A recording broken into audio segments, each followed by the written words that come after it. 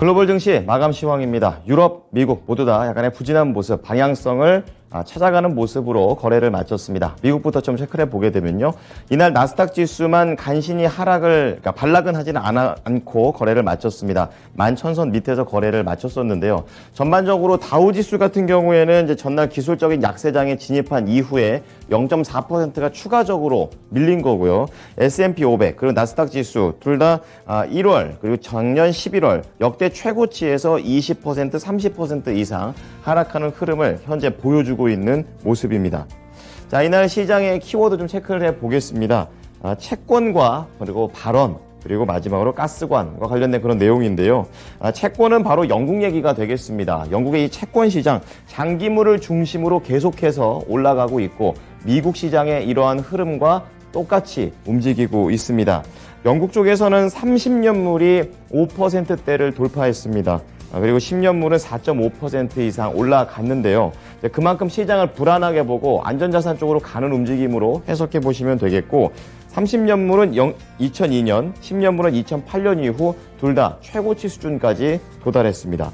자, 시장에서는 변동성이 펀더멘탈을 해치고 다시 이것이 변동성을 불러일으키는 악순환이 계속 이어질 것이다라고 경고를 했고요. 영국에서는 인플레이션으로 인한 경기 침체가 점점 가시화되다 보니까 국제통화기금 IMF 쪽에서도 최근에 영국의 경제 변화를 면밀하게 모니터링 중이다라고 얘기했던 점 시장의 부담 요인이 됐습니다. 자, 그런 가운데 연준의 이런 매파적인 발언에 앞서서 또 비둘기파 발언이 간밤에는 좀 더 조명이 되는 흐름이었는데요. 워낙에 금리를 빠르게 올리다 보니까 속도 조절을 하고 싶다라는 그런 시장의 니즈가 있고 이제 그만큼의 비둘기파 발언에 조명을 받는 그런 모습입니다. 대표적으로 찰스 에반스 시카고 연은 총재 그리고 닐 카시카리 미니애폴리스 연은 총재 이 두 분의 발언이 나왔었는데요. 시카고 연은 총재 발언을 보면 올해 말까지 기준금리 1.25%를 추가 인상될 것이다. 이 부분까지는 아는 내용이고 내년에 최종금리가 4.5에서 맥시멈 4.75까지 인상돼야 된다고 얘기를 했습니다. 그만큼 뭐 JP모건 체이스나 여러 지금 증권사나 이런 쪽에서는 금리가 5%까지 갈 수도 있다라는 얘기들을 하고 있는 그런 상황이라서 거기까지는 안 간다라는 것을 시사를 했습니다. 자, 그리고 닐 카시카리 미니애폴리스 연은 총재 역시 지금 연준의 행보는 옳다라고 얘기를 하고 있습니다. 적절하다라는 단어를 썼었고요. 하지만 좀 공격적인 움직임이다라고 예상이 되고 있고 다만 과도하게 빈축에 나설 위험도 있기 때문에 이 부분에 대해서는 조금 주의가 필요하다라고 얘기했다라는 점 시장에서 좀 더 회자되는 모습이었습니다. 자, 이후에 결국에 장 이후 거의 마감 직전에 좀 하락을 하는 모습이었었는데요. 이 가스관과 관련해서 좀 악재가 나왔습니다. 로이터 통신 그리고 타스 통신에 따르면 이 독일과 러시아를 잇는 가스관 노드스트림 알고 계실 겁니다. 이 1번과 2번 이게 발트해 밑에 설치가 되어 있는데 여기에 있는 해저관 3개가 하루 사이에 모두 다 누출이 되는 그런 사고가 발생을 했습니다. 지금 현재 속보가 계속 나오고 있는 모습이고요. 이 노드스트림 운영사 측에 따르면 동시에 이렇게 가스관 3개에서 누출이 나오는 건 이거는 전례가 없는 일이다라고 얘기를 하게 되면서 지금 가스 공급 시스템의 복구 시기를 논하기에는 너무 시기상조라고 경고했습니다. 자, 이번 사건과 관련해서 러시아 그리고 서방에서는 단순한 가스 누출로 보고 있지는 않고 있고요. 상대방을 겨냥해서 뭐 심한 경우 테러 아니냐라는 그런 내용 쪽으로 의구심을 내비치고 있다는 보도 역시 이날 시장의 장 막판 투자 심리를 흔드는 재료가 됐습니다. 자, 이어서 섹터와 업종별 흐름 체크해 보겠습니다. 0.2% 살짝 밀렸습니다. 지금 가장 그나마 선방을 쳤던 것이 바로 에너지죠. 1.1%. 지금 유가가 어느 정도 살짝의 반등을 줬다는 것에 올라간 것으로 보시면 되겠고요. 가장 약했던 게 필수 소비재, 유틸리티, 부동산 순서가 되겠는데요. 이날 경제 지표는 혼조지만 비교적 집과 관련해서는 긍정적인 내용들이 나왔음에도 불구하고 투자 심리가 쉽사리 개선되는 모습이 안 나온다라는 측면을 보셔야겠습니다. 침체에 대한 우려가 역시 하락하는 업종에서 그대로 반영됐습니다. 자, 이어서 종목별 내용으로 체크해 보겠습니다. 이날 시장에서 긍정적인 모습을 보여줬던 게 이제 반도체 그리고 일부 전기차 에너지 이쪽이 되겠고요. 부진했던 것은 이제 왼쪽 하단에 있는 이제 은행주들 그리고 소비재 그리고 방어주들까지 좀 부진한 모습이었습니다. 자, 우선 반도체부터 체크를 해보겠습니다. 필라델피아 반도체 지수가 지금 6거래일 만에 반등을 줬습니다. 많이 준 건 아니고요. 한 1% 정도 반등을 줬었고요. 투자 심리가 어느 정도 약간 하단을 지지하는 모습이 나와주고 있습니다.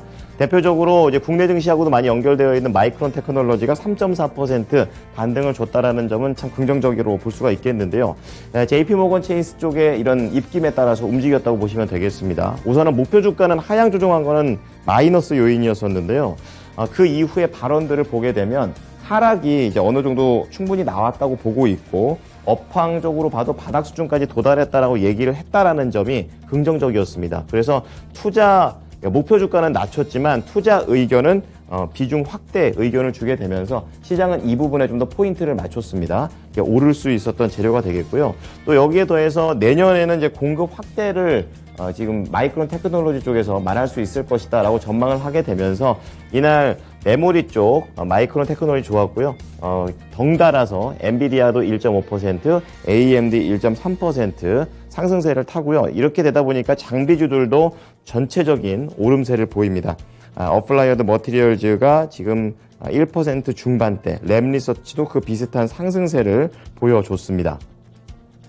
자, 다음은 성장주 쪽에서 뭐 대표적인 IT 종목들은 다 상승과 하락을 하는 그런 모습이었습니다. 특별히 개별적인 소식으로 움직이는 모습은 없고요. 이제 그 가운데 전기차 테슬라 강했었습니다. GM과 포드보다는 좋은 모습을 보였다는 게 포인트가 되겠는데요. 이제 개별적인 내용들이 있었습니다. 우선 테슬라의 상하이 공장 지금 높은 수준의 생산 수준을 유지하겠다라고 얘기했다는 것도 좋고요. 그만큼 차량 인도대 수도 예전보다 더 늘릴 수 있는 그런 쪽으로 해석이 됐습니다.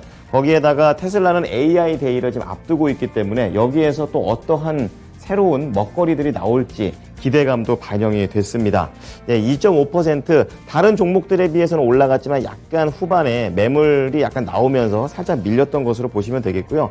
잠시 후 특징주에서 이런 전기차들에 대한 이슈들이 좀 있었습니다. 종목들로도 연결을 해 보겠습니다. 자, 그럼 정유주 체크해 보겠습니다. 예, 일부 대형 종목들 그리고 중간 정제 업체들이 좀 강세를 좀 떴었습니다. 지금 엑선모빌이 2.1% 그리고 마라톤 오일과 벨레로 에너지 2%, 3% 올랐는데요. 유가가 오른 것도 있고 또 천연가스 가격도 올라갔다는 점을 그대로 좀 반영하면서 종목들 상승을 했습니다. 자, 이와는 반대로 채권 시장에 좀 압박을 받게 되면서 관련된 침체 우려로 경기 민감주들이 부진했습니다. 코카콜라, 펩시 2%대 하락률을 보여줬고요. 프록트앤갬블 그리고 필립 모리스 담배회사 이런 이 소비와 관련된 종목들 2, 3%씩 많이 빠진 정도는 이 정도까지 하락을 했다는 부분 체크를 해볼 수가 있겠고요. 또 이 대안주 중에서도 이날 이 코로나 관련된 종목들이 상당히 좀 선방을 하는 모습이었는데요. 중소형 쪽에서 강했습니다. 버티컬 퍼머슈티컬 그리고 모더나 그리고 리제네론 이런 종목들이 강했는데요. 국내에서도 마찬가지 얘기가 나오고 있죠. 겨울철 이제 되다 보니까 다시 한번 코로나에 대한 실내 활동이 많아지면서 코로나 확산에 대한 그런 부분들 그리고 독감까지 겹친다라는 점이 이날 시장의 상승 재료로서 나와줬습니다. 특징주 체크해 보겠습니다. 우선은 전기차 관련해서 허츠 보겠습니다. 렌터카 업체가 되겠는데요. 영국의 석유 메이저 업체죠. 브리티시 페트롤륨과 함께 손을 잡고 미국 내에다가 전기차 충전소를 한 3,000개 정도를 짓는다라고 얘기를 했습니다. 뭐 주로 이 회사들의 렌터카용이 되겠지만 일반 뭐 택시 공유 차량, 뭐 일반 자가용도 다 쓸 수 있는 그런 내용이 되겠고요. 충전소가 계속 부족해서 전기차가 좀 확산되지 않는다라는 그런 우려감이 있었는데 이러한 우려감들을 해소시켰습니다. 좀 더 충전 네트워크가 강화됐다라는 측면에서 최근에 하락을 뒤로하고 어느 정도 반등의 기미를 보여주고 있습니다. 시장의 방향성이 애매했지만 4.6% 올라가면서 16달러선 중반의 거래를 마쳤습니다. 자, 두 번째 전기차. 고급 전기차를 만드는 스타트업 회사죠. 루시드 모터스가 되겠습니다. 시티그룹을 포함해서 투자회사 캔터 피츠제럴드가 지금 루시드 모터스에 대한 투자 의견을 다시 한번 재개하고 올해 목표 주가도 올리는 그런 모습입니다. 적게 올린 게 시티 쪽에서 23달러 그리고 이 투자회사 쪽에서는 28달러까지 올렸으니까 지금 14달러에서 거의 한 반 이상도 올라갈 수 있는 그런 긍정적인 안건을 좀 제안을 했습니다. 어떤 부분을 좋게 봤냐면 루시드 쪽은 다른 경쟁사들에 비해서 그러니까 롱 레인지 멀리 갈 수 있는 그런 기술이 좋고 또 충전에 대해서도 경쟁력이 있다. 이런 충전 속도에 대한 긍정적인 부분들까지 얘기해 줬습니다. 자, 그렇게 되면서 2.5% 상승했고요. 14달러에 거래를 마쳤습니다. 자, 유럽 체크해 보겠습니다. 약세로 거래를 마쳤는데요. 영국 시장에 대한 그런 불안감 계속 소화를 하고 있는 모습이고요.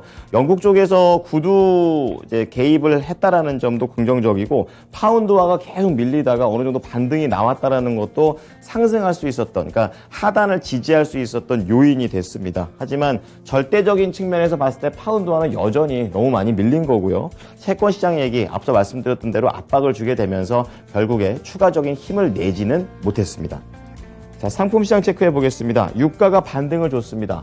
하지만 옛날에 120달러 갔던 거에 비해서 아직 80달러도 회복하지 못한 그런 내용들입니다. 이제 그렇다 보니까 2.3% 오른 흐름이 나와줬고요. 여기에서 미국 쪽에서는 허리케인에 대한 그런 내용도 나왔는데요. 지금 멕시코만에 유입되고 있어서 정유 시설을 전부 다 가동 중지를 해놓은 상태입니다. 그래서 공급에 대한 내용도 이날 유가를 올릴 수 있었던 또 하나의 재료가 되고 있습니다. 자, 그리고 유럽에 대한, 영국에 대한 이런 경기 침체 우려가 계속 반영되면서 전체적으로 이런 소재 쪽, 원자재에 대한 부분이 공급에 대한 우려감이 부각되면서 살짝 하락했습니다. 이날 구리 가격은 0.3% 밀렸고요. 그리고 저가 매수세가 지금 유가에도 들어왔다면 금값에도 들어왔습니다. 1,700달러를 이미 깬 상태에서 추가적인 하락이 나올 때마다 계속해서 방어가 되는 이런 모습인데요. 0.1% 상승을 했고요. 이 가운데 영국에 이어서 미국 역시 채권에 대한 압박은 지속됩니다. 단기물은 일부 좀 하락을 했지만 중장기물이 6.9bp 계속해서 상승하면서 거의 4%에 육박하는 흐름, 시장의 부담 요인이었습니다. 자, 이어서 미국 현지 연결해 보겠습니다. SH 인베스트먼트 김선영 연구원입니다. 연구원님 안녕하십니까? 네, 안녕하십니까? 네, 자, 뉴욕 증시 결국에 혼조로 거래를 마쳤는데요. 어떠한 내용들이 있었습니까? 예, 오늘 뉴욕 증시는 탄탄한 반등세로 개장했지만 이후 수차례 등락을 거듭하는 결국 혼조 양상을 보이면서 거래를 마쳤습니다. 다우지수와 함께 시황을 폭넓게 반영하는 S&P 500 지수가 연중 최저치로 마감됐던 반면 기술주 위주의 나스닥 지수는 소폭 상승했던 하루였는데요.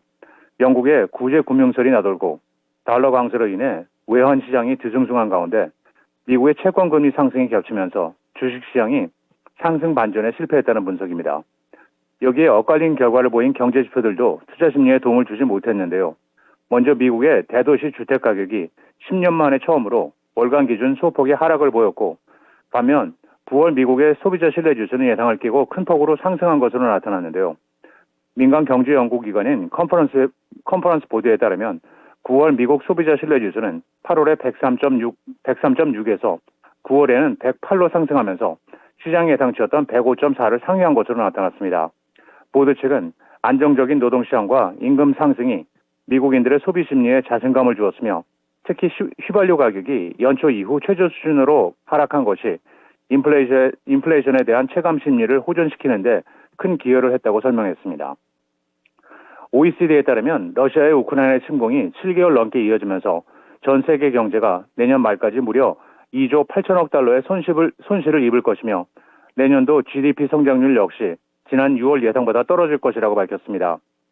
OECD는 경제 전망 보고서를 통해 우크라이나 사태로 에너지 가격이 상승하고 소비와 투자 심리가 위축됐으며 러시아가 서유럽으로 가던 천연가스 공급을 중단했다면서 겨울 난방철에 서유럽 전반에 에너지 위기가 닥칠 수 있다고 진단하면서 유럽 지역에서 경기 침체가 현실로 나타날 수 있다고 경고했는데요. OECD는 전 세계 GDP가 올해 3%, 내년에는 2.2% 성장할 것이라고 예측하면서 이것은 앞서 우크라이나 사태 이전에 전 세계 GDP가 올해 4.5, 그리고 내년에는 3.2% 성장할 것으로 예상했던 것보다 하락한 수치입니다. 또한 OECD는 내년도 유로존의 전망치를 0.3%로 예상했고 독일의 GDP는 0.7% 위축될 것으로 추정했으며 OECD는 지난 6월 전망에서 유로존과 독일의 GDP 성장률을 각각 1.6과 1.7%로 예상하면서 국제 에너지 가격 급등으로 인해 유럽 경제가 침체에 빠질 수 있다며 각국 정부의 에너지 절약 대책이 악순환으로 이어질 수 있다고 경고하고 있습니다. 지난 7월 S&P 코올로지 케이스 실러의 주택가격 지수가 전달 대비 0.2% 하락했다는 소식입니다. 미국 전역의 집값이 한 달 사이에 평균 0.2% 하락했다는 의미인데요.